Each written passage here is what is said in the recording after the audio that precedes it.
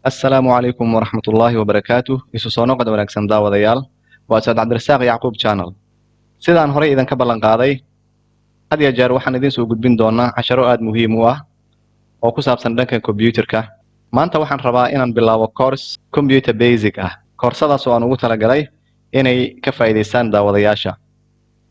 Inta danaynaysa inay bartaan cilmiga kombiyuutarka. Waxaan ka soo bilaabayaa qaybta hoose hadduu eedaysmo. casharkeena koowaad ee maanta wuxuu ka bilaabanayaa waa maxay computer. Computer waa aalad ku shaqeysa koronto oo loo adeegsado in lagu keydiyo xog kaasoo aad dibna ugala soo bixi karto. waayahay computerka waxaynu dhahnay waa aalad aad ku keydsan karto xogtaada. Computeradaas imise ayay u kala baxaan. Computerkaas aad ku keydsan karto xogaha iyo macluumaadka aad ku keydsan karto imise qayb ayay u kala baxaan.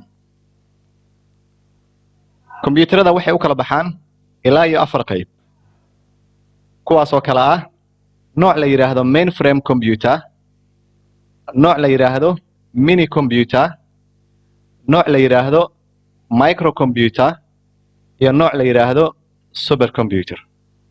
maxay kala yihiin marka? waayahay mainframe computerka waa noocan hadda sawirka aad uga jeedaan. waa noocyo waaweyn oo loo adeegsado shaqooyin ka duwan shaqooyinka kombiyuutarada aan aragnay ee yaryar ee yaala xafiisyada ama guryaha iyo goobaha shaqo yaala. sida loo adeegsado nooc ka duwan ayaa loo adeegsadaa. waxaana laga isticmaalaa wadamada horumaray. waxaana loo yaqaanaa mainframe computers. waa kombiyuutaro waaweyn. nooca labaad waxaa la yiraahdaa mini computer. waa kombiyuutaro mini ah. mini waa yar ama badanaa waa laptopyada iyo tabletska iyo waxyaabahaas waxaa la yiraahdaa mini computers. sida sawirka aad uga jeedaan waa mini computers, computer mini ah. nooca saddexaad waxaa loo yaqaanaa microcomputer. computerada micro la yiraahdo. micro waa noocyada aad aragteen ee yaala xafiisyada iyo goobaha ganacsi ee loo adeegsado in macluumaad lagu keydsado. microcomputerka noocan ah ee aad u jeedaan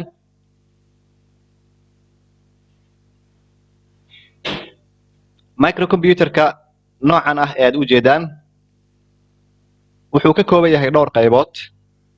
waxaa jira nooc sawirka sida aad ku aragtaan systemka.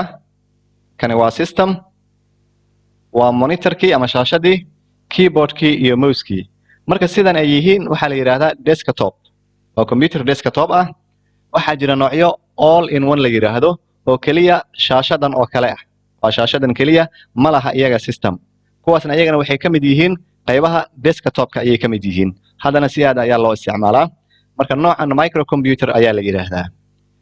waayahay nooca afraad waxaa la yiraahdaa supercomputer.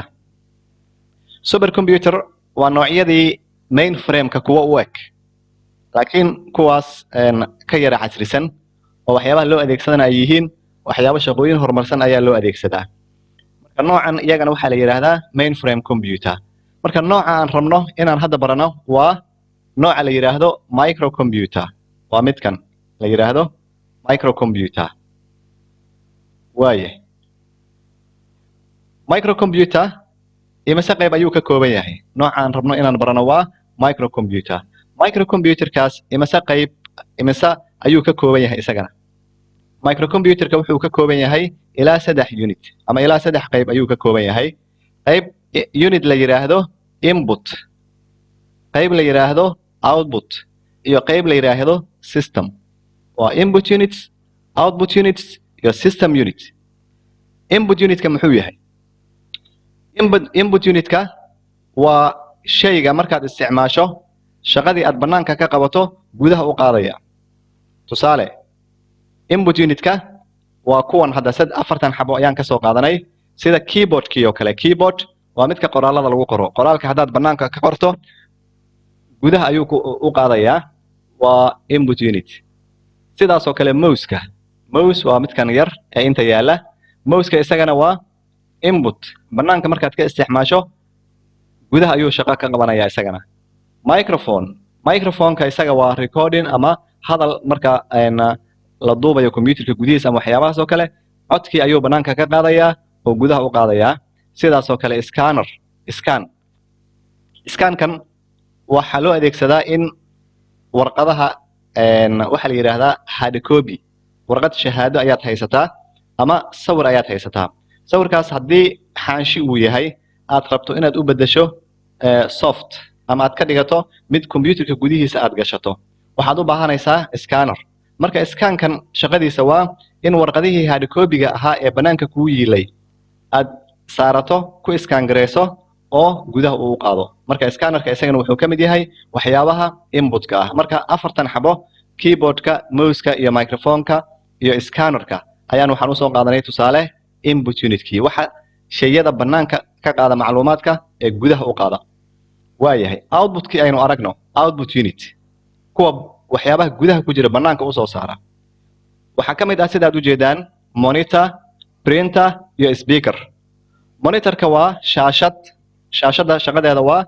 inay banaanka usoo saarto macluumaadkii gudaha ku jiray oo aad aragto ama akhrisato daawato waka printer waa machine waraaqaha soo daabaca waxaana loo adeegsadaa in warqadii gudaha computerka ku jirtay ay banaanka usoo saarto sidaas daraadeed printerka wuxuu ka mid yahay output unitska iyo speaker sameecadda waa shayga codkii gudaha computerka ku jira banaanka usoo saara marka sameecaddan iyadana waxay qayb ka tahay output unitka casharkeena maanta halkaas ayuu noogu simanaan doonaa asxaabtii hore noogu xirnayd waxaan uga mahad celinaynaa daawashadooda iyo waqtigooda iyo sida ay casharada ugu xiran yihiin asxaabta nagu cusub eena daawanaysana iyagana waxaan ka codsanaynaa inay channelka subscribe saaraan oo ay la wadaagaan asxaabtooda aad iyo aad baad u mahadsan tihiin casharkeena koowaad ee maanta basic computer intaas ayuu ku ekaan doonaa ilaa casharka dambe